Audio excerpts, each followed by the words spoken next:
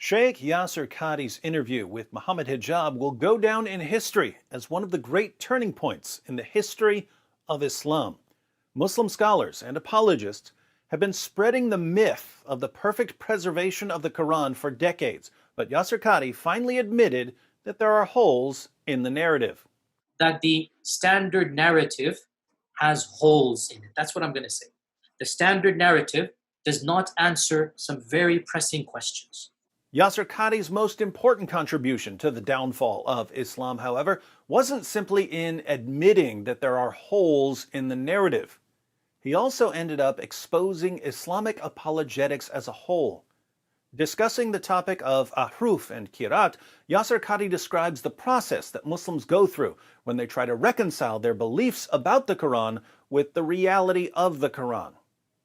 This is a topic that when you're the beginning student of knowledge, you're like, what is all of this going on here? When you go a little bit more, you learn to simply memorize what your teachers say and regurgitate it out, and you don't fully comprehend. When you do a deep dive is when things get very, very awkward and difficult. So there are three stages. But the first stage that Yasir Qadhi mentions is the beginning student of knowledge. There's a stage before that, the stage of ignorance. Most Muslims don't know anything about ahruf and kirat, so they don't even know that there's something to be confused about. They've been told that there's only one Quran, perfectly preserved from the time of Muhammad, without a single difference anywhere in any manuscript of the Quran. That's the stage of total ignorance. Explore the comments section of one of my videos about the Quran, and you'll see how common this stage truly is. But the beginning student of knowledge starts looking into the history of the Quran, and he finds out that the Quran was somehow revealed in 7 different ways, and that there are different versions of the Quran even today, and that Uthman burned the earliest Quran manuscripts in order to cover up the differences. And how does the beginning student of knowledge react? When you're the beginning student of knowledge, you're like, what is all of this going on here? What is this mess? Now, the reaction should be, wait a minute, I've been told all my life that the Quran has been perfectly preserved right down to the letter, and now I find out that it was all a lie. I guess I can't trust the scholars and apologists who lied to me for all these years.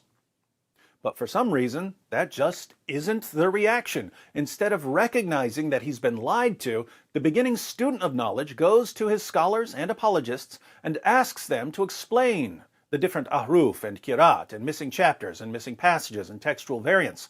Notice, he goes to the same scholars and apologists who lied to him all his life. And what happens? When you go a little bit more, you learn to simply memorize what your teachers say and regurgitate it out, and you don't fully comprehend. So, before he began studying the evidence, the student of knowledge believed his scholars and apologists when they told him that there's only one Quran, not a single difference in any manuscript anywhere. When he finds out that they lied about that, he goes back to them anyway, and they tell him that the ahruf are just different dialects and that differences in the manuscripts today are just accents and other such nonsense. And he memorizes these responses and mindlessly regurgitates them. But what happens if he digs a bit deeper, Sheikh Yasir Qadhi? When you do a deep dive is when things get very, very awkward and difficult. Things get very awkward and difficult. Why? Because he realizes that the responses he memorized from his scholars and apologists don't really work. Shocker, the people who lied to him about the perfect preservation of the Quran also lied to him about the ahruf and kirat and textual variants and so on. Now, recall the 4 stages. First, there's the ignorance stage, when you have no clue what the evidence is. You've only heard myths from your scholars and apologists.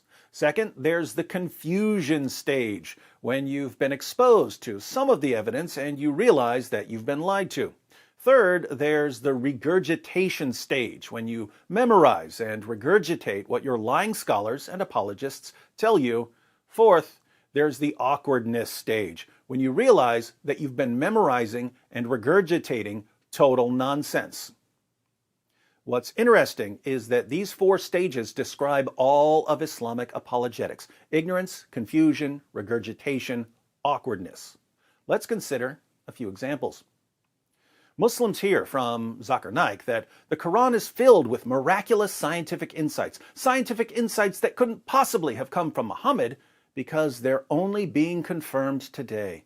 Muslims believe what they hear because they've never bothered to investigate. This is the ignorance stage. But then these Muslims, freshly deceived, come to us and tell us about the scientific miracles in the Quran. And we point out that, according to the Quran, the sun sets in a muddy pool, and that stars are missiles that Allah uses to shoot demons, and that semen is formed between the backbone and the ribs. In other words, we give them some knowledge. And what happens, Sheikh? You're like, what is all of this going on here? So the Muslims are confused. It's the confusion stage. Why does the Quran say all of these ridiculous things? So they go to their scholars and apologists, the same scholars and apologists who lied to them by claiming that the Quran is filled with miraculous scientific insights, and they ask these scholars and apologists to explain all of the incredibly stupid, scientifically false claims in the Quran. And these Muslim scholars and apologists give them answers. Well, when the Quran says that the sun sets in a muddy pool, it simply means that someone saw the sun's reflection in a pool as he was watching the sun set. What do the Muslims do when they hear this? You learn to simply memorize what your teachers say and regurgitate it out. The problem is they regurgitate these answers at us. And we make them take a closer look at what the Quran says. And we take them through the hadiths that show that Muhammad himself believed that the sun sets in a muddy pool, and that stars are missiles that Allah uses to shoot demons, and that semen forms between the backbone and the ribs. We block the miracle of reinterpretation. We take our Muslim friends for a deep dive. And what happens when we take them for a deep dive, Sheikh? When you do a deep dive is when things get very, very awkward and difficult. Ignorance, confusion, regurgitation, awkwardness. Muslim scholars and apologists tell Muslims that Muhammad was the greatest man who ever lived. He was sinless. He was perfect. He never did anything wrong in his entire life. What's the stage? Ignorance is bliss. Ignorance stage.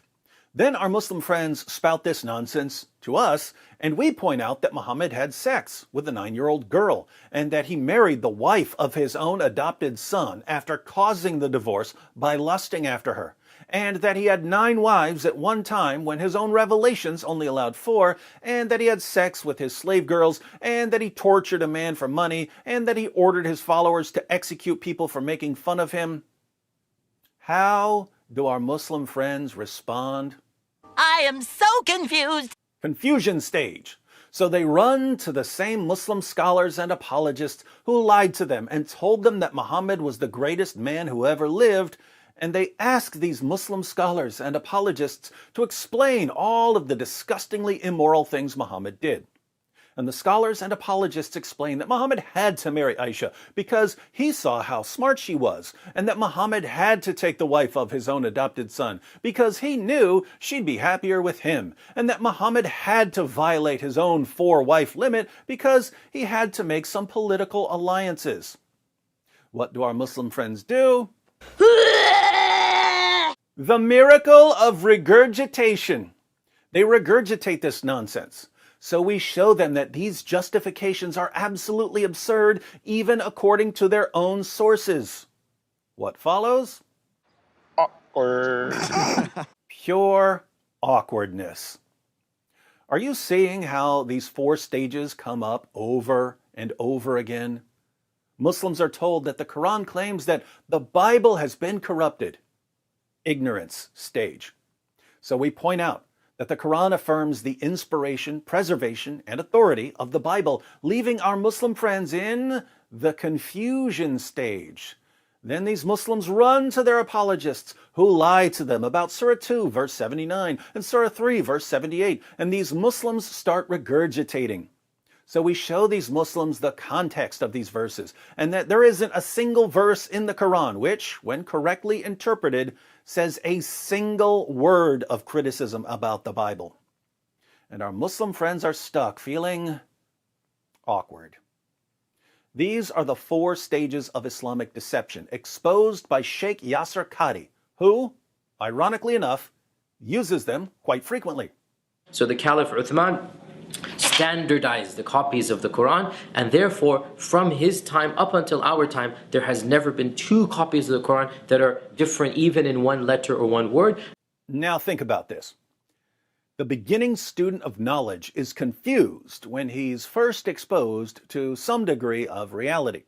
So Muslim scholars and apologists have to lie to him in order to keep him from doubting his religion. But if he keeps digging, he realizes that the answers the scholars and apologists give don't really explain what they're supposed to explain. That's when things get very, very awkward. From an Islamic perspective, what's the best way to avoid the confusion and awkwardness that arise for the student of knowledge? The best way to avoid the confusion and awkwardness is to keep people in a state of ignorance. This is why Sheikh Yasir Qadhi says that the Muslim population must never be exposed to the real discussion. And I don't think it is wise to bring it up in public. Why didn't I say it? Because it should not be said in public. I don't want to get into that issue. Okay, fine. Why do I not want to get to that issue? I don't even want to be explicit. It should only be discussed amongst those who are familiar with this science. It should never be brought up in public. This is not something you discuss amongst the masses, ya akhi. It's not wise. This is also why there are blasphemy laws in Muslim countries. And it's why, even in the West, Muslim groups are constantly trying to have people deplatformed for criticizing Muhammad and the Quran. If people never know the basic facts about Muhammad and the Quran, the lies continue unchecked. 2 questions you can answer for me in the comments. 1, how can Muslim scholars and apologists and leaders make it any clearer that their goal is to keep people in a state of ignorance? They're flat out saying it. 2, if Islam were the true religion, would its adherents need to rely on an endless campaign of silencing criticism and shutting down open discussion? Would the true religion need that? Let me know what you think.